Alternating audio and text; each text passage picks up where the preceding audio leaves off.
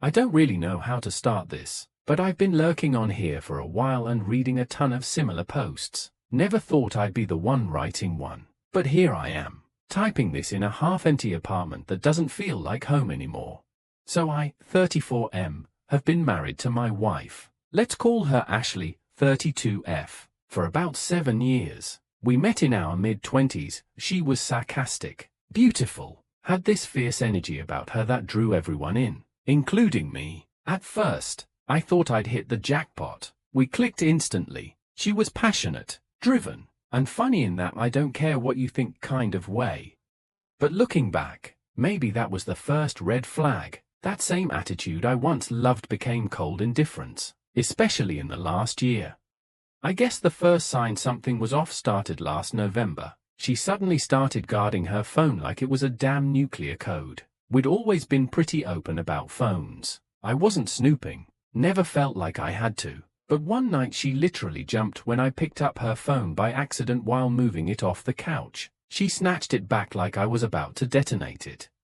I laughed it off at the time, even joked, "Who's texting you, Brad Pitt?" She gave me this weird half-smile and said, "You wish." That smile stuck with me for days. It wasn't the usual "you're being ridiculous" grin. It was something else.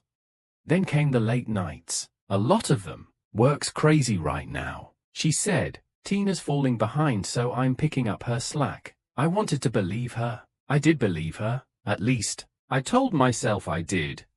That's when the intimacy started fading too. And not just physical, emotional. Conversations became short. Eye contact, rare. I'd ask how her day was, she'd grunt or just say tiring and walk off. I started feeling like a roommate, or worse, like a ghost she had to occasionally acknowledge.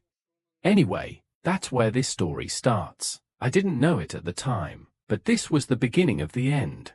So, like I said, things were already weird, but I didn't have proof, just gut feelings, which I kept trying to explain away. I mean, people go through phases, right? Stress, burnout, whatever. I didn't want to be the paranoid husband.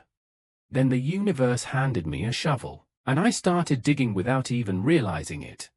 It was mid-January, and Ashley had gone out for drinks with the girls. That was her new thing, weekly girls' nights, which had suddenly gone from once-a-month casual dinners to full-blown weekend rituals. No pics, no tags, just we didn't take any or we were just talking. No phones. Fine, I didn't press too hard. Maybe I should have.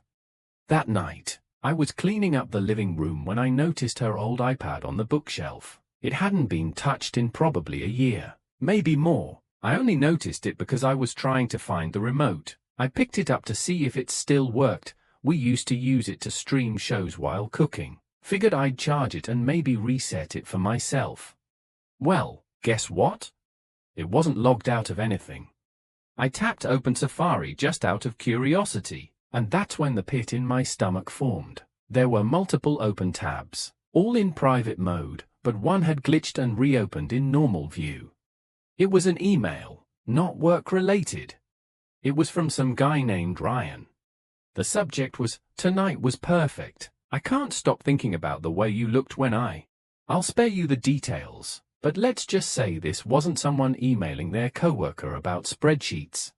I sat there frozen, rereading the same sentence 5 times. The email was sent 2 weeks ago, on a night she said she had been helping her sister move furniture. I remember it clearly because I made her favorite pasta and waited up to eat with her. She came home late, said she was exhausted, barely touched her food, and went straight to bed.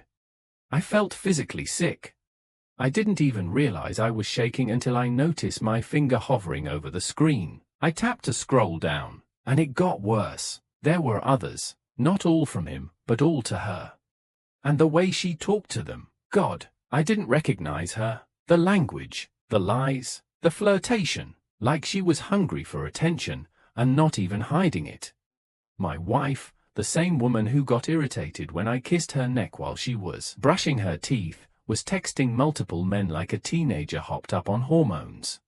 I didn't sleep that night. I just sat in the dark, iPad on my lap, wondering how long this had been going on. And most of all, Why she didn't even bother to cover her tracks. Like she wanted me to find out. Or worse, like she didn't care if I did. So, after that long night of staring into the void, aka Ashley's iPad, I decided I wasn't going to scream or flip out. I wanted answers, not a shouting match. That morning, she came home hungover, or at least, that's what she claimed. Hair a mess, sunglasses on inside the house, still wearing the makeup from the night before. She smelled like some cheap body spray that wasn't hers. I asked, "Fun night?" She mumbled something like, "Yeah, Tina got sloppy again," then went to the bathroom. I followed her, and before I could lose my nerve, I held up the iPad. I didn't even say anything, just held it like a smoking gun. She froze, looked at me, looked at the iPad, then laughed. She laughed. "Are you seriously going through my stuff now?" she asked, her tone instantly turning cold, defensive. I replied, "Don't turn this around on me, Ashley. Who the hell is Ryan?" She rolled her eyes like I was asking about the weather. "It's nothing. He's just some guy who works at the marketing firm we partner with. It was harmless flirting. You're blowing it out of proportion." I said, "Ashley, he emailed you about how you looked during sex. That's not flirting." She didn't even blink, just said, "You're being dramatic. It wasn't even that serious. I was bored. You've been so distant lately, always tired or busy. I needed attention. I'm not proud of it, okay?" That last part hit me like a punch. I've been distant? I've been the one holding this house together while she ran off every weekend, claiming work or friends. I cooked. I cleaned. I even suggested counseling when things felt weird last fall. She brushed it off every time. Then she dropped this gem. "Look, I didn't think it would go this far, but you've been checked out for months. Maybe if you paid more attention to me, I wouldn't have looked elsewhere." That's when the switch flipped. Because here's the thing, I wasn't perfect. No one is. But I loved her. I showed up. I gave her everything I had, even when I was exhausted, even when I felt her pulling away. And now she was blaming me for her cheating? She stormed out of the room after that, muttering something about how she'd needed air. I didn't follow her. I just sat there, hands shaking, heart pounding, wondering when exactly the woman I married turned into someone I couldn't even recognize. So after she stormed out, I just sat there. I was numb, but my brain wouldn't shut off. Every conversation over the last 6 months replayed in my head like a movie in reverse. The missed calls, the vague texts, the last-minute cancellations of date nights. Suddenly they weren't random. They were patterns.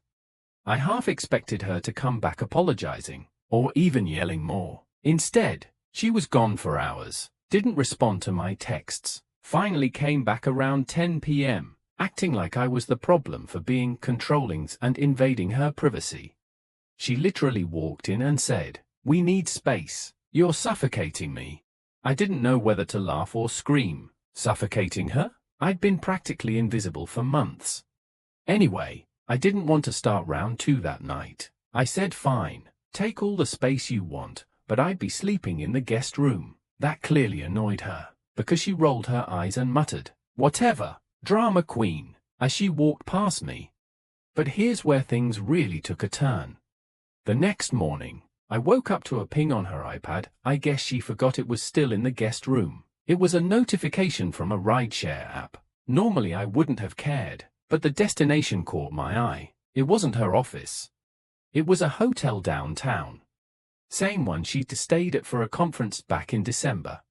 I opened the app. Turns out, she had gone there multiple times over the past 3 months. Always late at night. Always after one of her girls' nights. And here's the kicker. I searched the name Ryan in her email again and found a receipt for a reservation, 2 guests, king suite, champagne included. That wasn't harmless flirting. That wasn't boredom. That was a full-on affair with hotel bookings and room service. I took screenshots of everything. Email receipts, rideshare logs, even timestamps of the night she came home late from work. I didn't confront her right away. I needed more. I needed to be sure. So I reached out to a friend of mine, Matt, who works in IT and has a bit of a gray area skill set. I asked if he could help me pull backups from her cloud, especially her deleted messages. He hesitated at first, but after I told him what was going on, he agreed. And what we found next? That was when the real betrayal started to unfold. So yeah, I had the emails, the hotel receipts, the rideshare logs. Any rational person would say I had enough to confront her again, to lawyer up, to walk away, but I couldn't help it. I needed to know how deep this betrayal went. That's where Matt came in. I trusted him, known the guy since college. One of those I won't ask questions if you don't types, which was exactly what I needed. He didn't pry, didn't judge, just said, "Give me the iPad and a few hours." Later that night, I got a call. "Hey man, I found some stuff. You sure you wanna see it?" That's never a good sign. He forwarded everything to me in a zip folder. Dozens of messages, texts, screenshots from deleted threads, notes, photos, even calendar entries, and not just with Ryan. There were 3 other guys. One was listed as M in her contacts, another just Nate Jim. The third was Chris, do not text. Yeah, all caps, real subtle. My heart dropped into my stomach. I remember just staring at the folder, hand frozen on my mouse, unable to click. It was like standing at the edge of a cliff and knowing if you look down, you'll never be the same. But of course, I opened it. And what I saw? Messages to Ryan were flirty and sexual, sure, but kind of romantic too. That was bad enough. But the ones to the others? Different tone. With them, it was transactional, straight up sugar daddy energy. She was complaining about bills in one thread, and he sent her $500 through Venmo with a note that said, "For being a good girl this week." Then Nate Jim, mostly late night messages, a lot of you up, and Jim selfies. She sent him pictures, one she had never sent me, ever. But Chris, do not text, was a different level of shady. Based on context, it sounded like he had a girlfriend, maybe even a wife. Ashley was very careful in those convos. All messages were short, suggestive, and included lines like, "Same hotel?" or "Tell her you're working late." The kicker? These messages dated back nearly a year. A whole goddamn year she was living this double, no, quadruple, life. And the worst part? The calendar. She actually had color-coded entries for different meetings. Green was work, blue was Ryan, purple was Jim, and red? I still don't know what red meant. Probably a 5th guy. I didn't even have the energy to find out.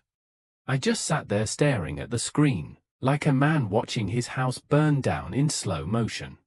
This wasn't just infidelity. This was orchestration. A whole second life, meticulously planned and hidden, or so she thought. And me? I was at home making her dinner.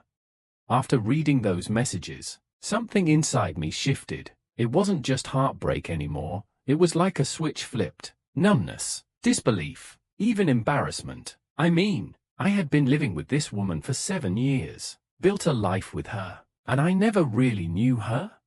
She got home from work, or wherever she really was, around 7 p.m. I was in the kitchen, lights low, just waiting. The iPad was on the table, open to the folder of messages. I didn't even try to hide it. She walked in, barely glanced at me, then stopped when she saw the screen. Her whole body stiffened. She didn't say anything, just stood there.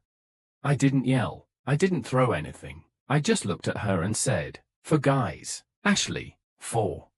She blinked, and for a second, just a second, I thought I saw fear. But then it twisted into something else. Contempt maybe. Resentment. I don't even know. She crossed her arms. "You had no right to go through my personal stuff." That's what she led with. Not "I'm sorry," not "let me explain," not even denial, just outrage that I caught her. I stood up. "Don't give me that. I didn't go through your stuff. You left your iPad unlocked. I didn't hack into anything. You just didn't care enough to cover your tracks." Still, she didn't break. It's not like I was happy, okay? You think this marriage has been sunshine and rainbows for me? You never listen. You never ask me how I feel. I've been checked out for months. I swear I felt something snap inside me. So you decided the best solution was to screw a handful of random guys and take money from one of them like some kind of, I stopped myself. Barely. Her face twisted. Don't you dare judge me. You have no idea what it's like being with someone who's emotionally unavailable. You just exist. You do your little chores, and then expect a medal for being a good husband. You think cooking dinner makes up for being boring? That's when I realized it wasn't just betrayal, it was contempt. She didn't respect me. Maybe she never did. Maybe I was just the guy who paid the mortgage and kept her life stable, while she chased attention from every guy who gave her a wink and a compliment.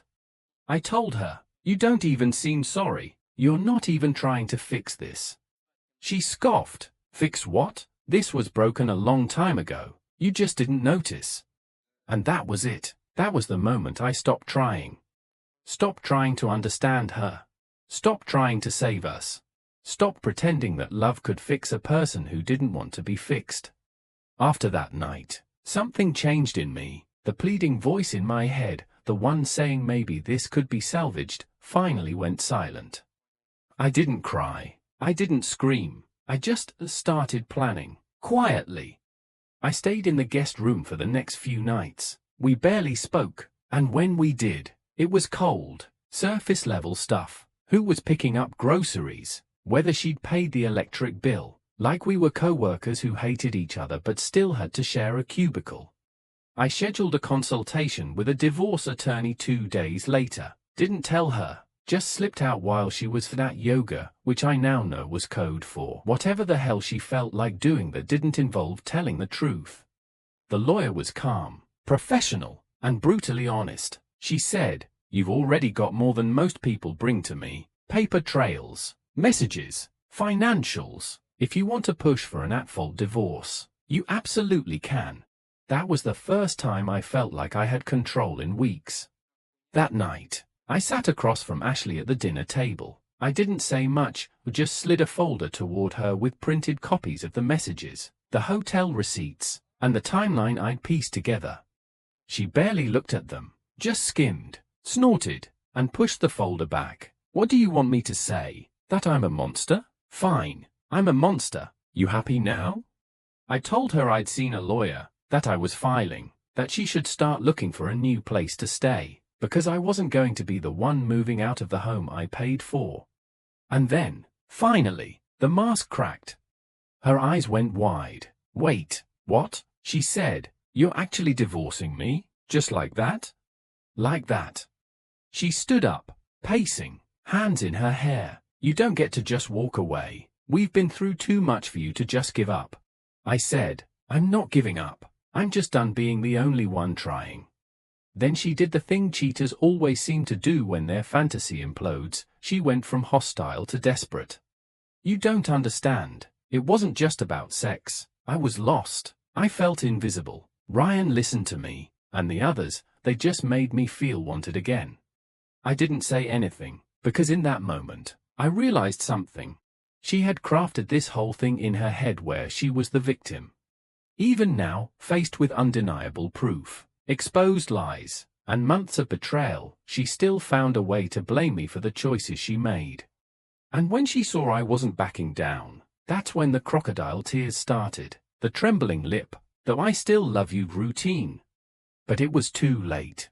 A few days after I told her I was filing, things got real ugly, not between us. By then, I was barely speaking to her unless it was necessary, but with everyone around us.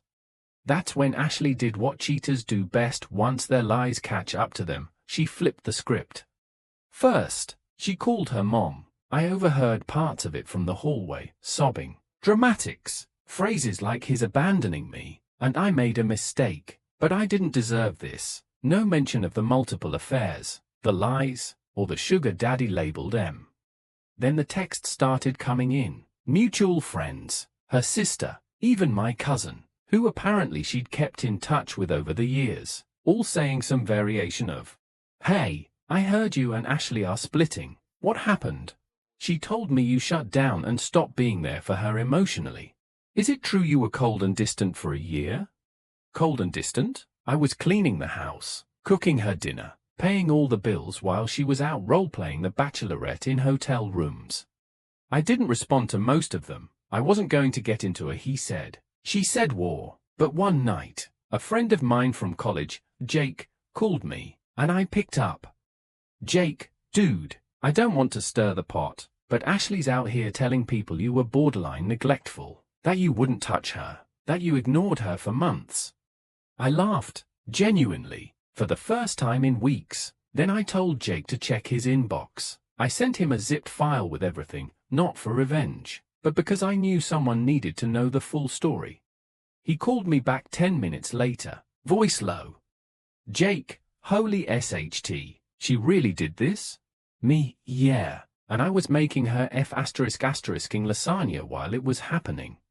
After that, the tide started to turn. A few other friends reached out and apologized. Even her own sister texted me, saying, I don't know what she was thinking. But Ashley? She doubled down. Started posting cryptic stuff on social media, black and white selfies with captions like, sometimes the people you love the most are the ones who abandon you when you need them most. I'm healing. I'm learning my worth. Give me a break. She even posted an old photo of us, writing something about 7 years gone in a moment, as if I'd left her for no reason. I wanted to comment. I really did, but I didn't, because I knew she wanted me to lash out, to look bitter, to turn it into a public drama. And that's when I realized something important. She wasn't sad about losing me. She was sad she lost the version of herself she built by being with me, the version that looked stable, grounded, respected.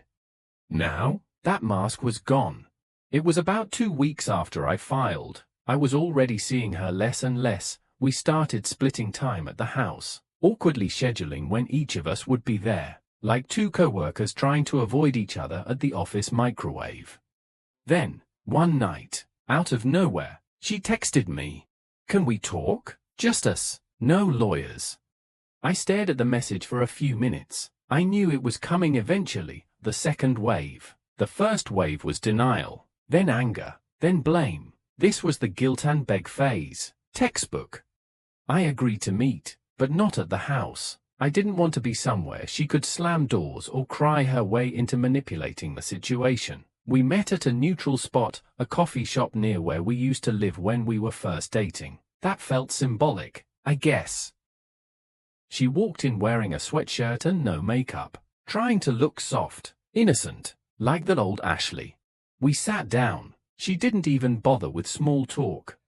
I made mistakes, she said, but I never stopped loving you. I didn't say anything. I just looked at her. She continued.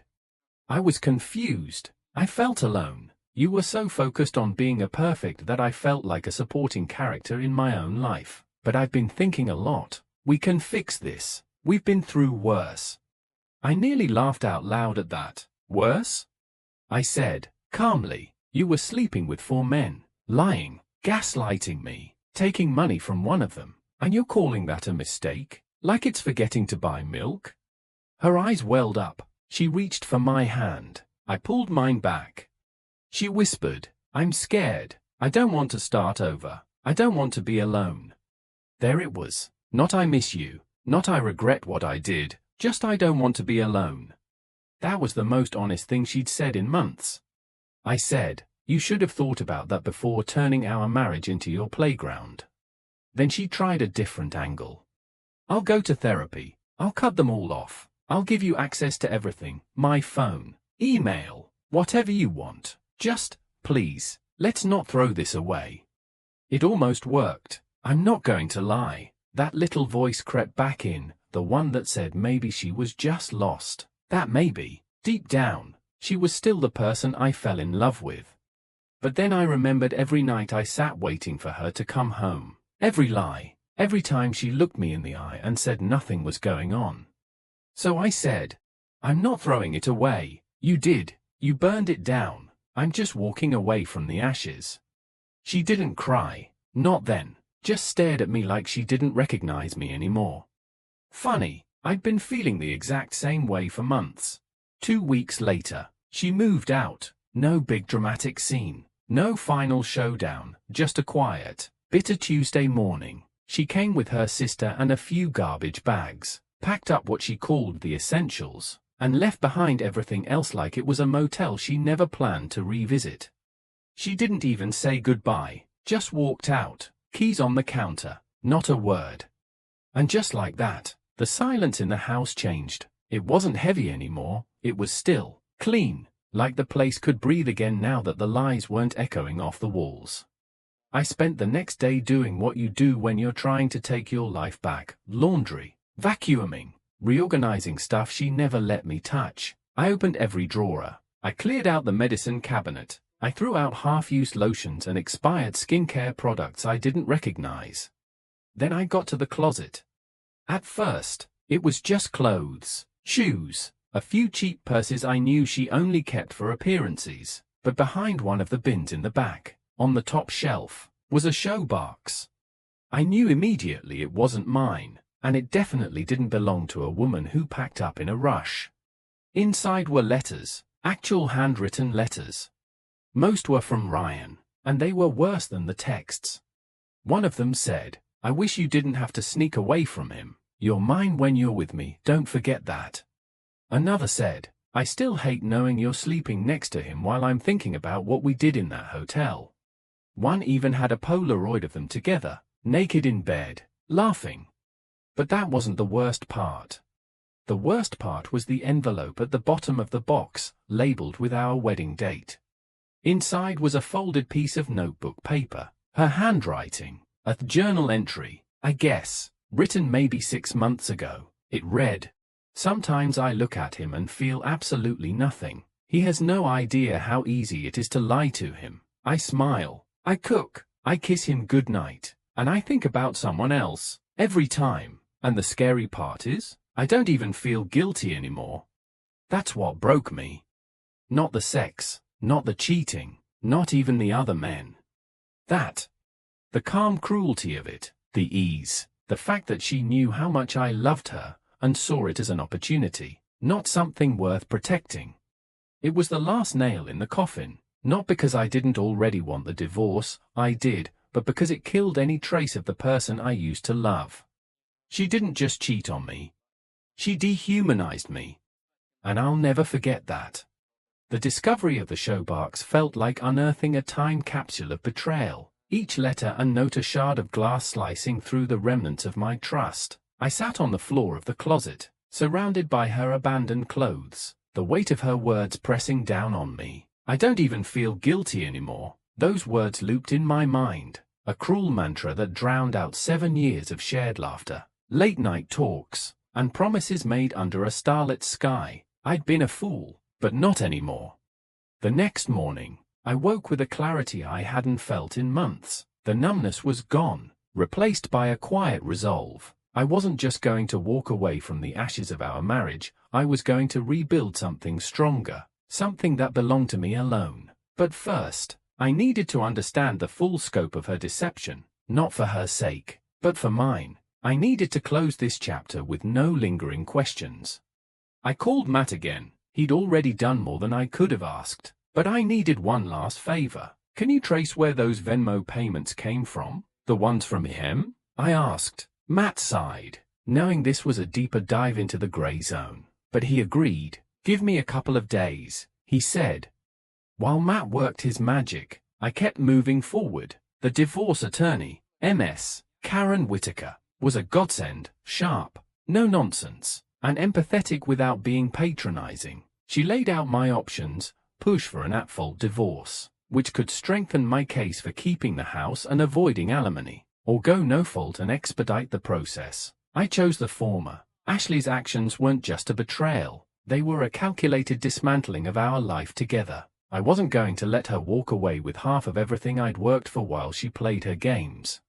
I also started therapy, not couples therapy. Ashley had shot that idea down months ago, but for me, Dr. Ellis, a soft-spoken man with a knack for asking questions that cut straight to the bone, helped me unpack the anger, the shame, and the creeping self-doubt. "You're not defined by her choices," he said in our first session. "You're W." 2 days later, Matt called. His voice was tense, like he was delivering news he wished he didn't have. "You're not gonna like this," he started. "The Venmo payments from him? They're tied to a guy named Michael Dalloway, mid-40s, married, big shot CFO at a tech startup downtown. I cross-referenced Ashley's cloud backups with public records. She's been meeting him for over a year, hotels, restaurants, even a weekend trip to Chicago last spring. She told you she was visiting her cousin, right? I remembered that trip. Ashley had been giddy when she left, claiming she needed family time. I'd sent her off with a packed lunch and a kiss. Like an idiot. Anything else? I asked, my voice flat.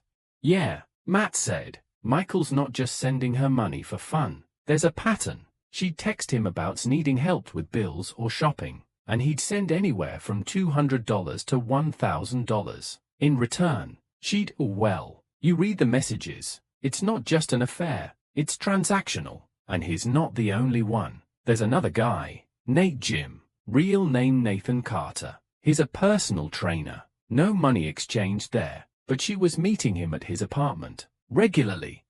I thanked Matt and hung up. The information didn't surprise me anymore, it just confirmed what I'd already suspected. Ashley hadn't just cheated, she'd built a network of men, each serving a different purpose in her double life. Ryan for romance, Michael for money, Nathan for thrills, and Chris, do not text, for whatever clandestine game she was playing with a man who likely had his own secrets. I forwarded everything to MS Whitaker. She replied within the hour, this is more than enough for an at-fault case. We can also pursue a claim for financial misconduct if she was using marital funds to facilitate these affairs. I'll draft the paperwork. Stay calm and don't engage with her. Staying calm was easier said than done. Ashley was still posting her sob stories on social media, painting herself as the wronged party. Her latest post was a quote, "You don't know someone's pain until you walk in their shoes." The irony was almost laughable. I wanted to comment, whose shoes? Ryan's? Michael's? Nathan's? But I didn't. I wasn't going to stoop to her level. Instead, I focused on reclaiming my life. I started running again, something I'd stopped doing when Ashley complained it took time away from her. I reconnected with friends I'd drifted from, people she'd subtly pushed out of our circle because they didn't vibe with her. I even signed up for a cooking class, something I'd always loved but had put on hold because Ashley called it pointless domestic nonsense. Every step felt like peeling away her influence, layer by layer. A month after she moved out, Ashley reached out again. Another text, I need to pick up a few things from the house. Can I come by tomorrow? I agreed, but only if MS Whitaker's paralegal was present as a witness. I wasn't taking any chances.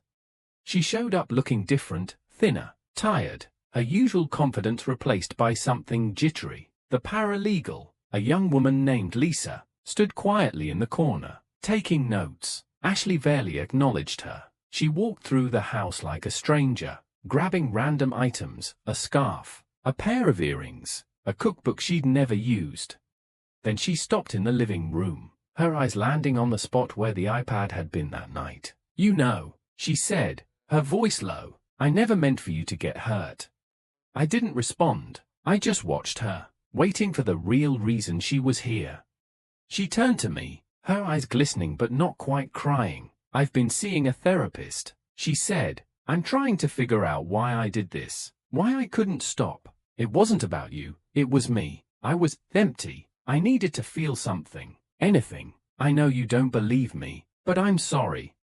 I wanted to feel something, anger, pity, anything, but I didn't. I just said, you're sorry you got caught. That's not the same thing.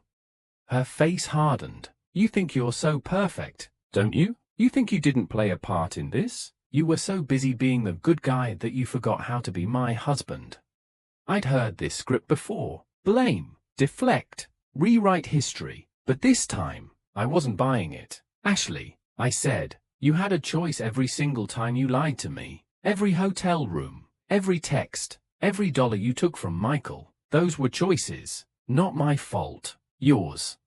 She opened her mouth, then closed it. For once, she didn't have a comeback. Lisa, the paralegal, shifted uncomfortably, but I didn't care. This wasn't about her. Ashley grabbed her bag and left without another word. As the door clicked shut, I felt a strange sense of finality. That was the last time I'd see her in our home. My home. The divorce proceedings moved faster than I expected. Ms. Whitaker was relentless, presenting the evidence with surgical precision. Ashley's attorney tried to argue emotional distress, claiming I'd neglected her, but the paper trail, emails, texts, receipts, was undeniable. The judge wasn't impressed by her crocodile tears either. But the real twist came a week before the final hearing. I got an email from an unfamiliar address. No name attached. The subject line was blank. Inside was a single sentence: check your mailbox. I thought it was spam at first, but curiosity got the better of me. Sure enough, there was an envelope in my mailbox. No return address. Inside was a USB drive and a handwritten note: "You're not the only one she played."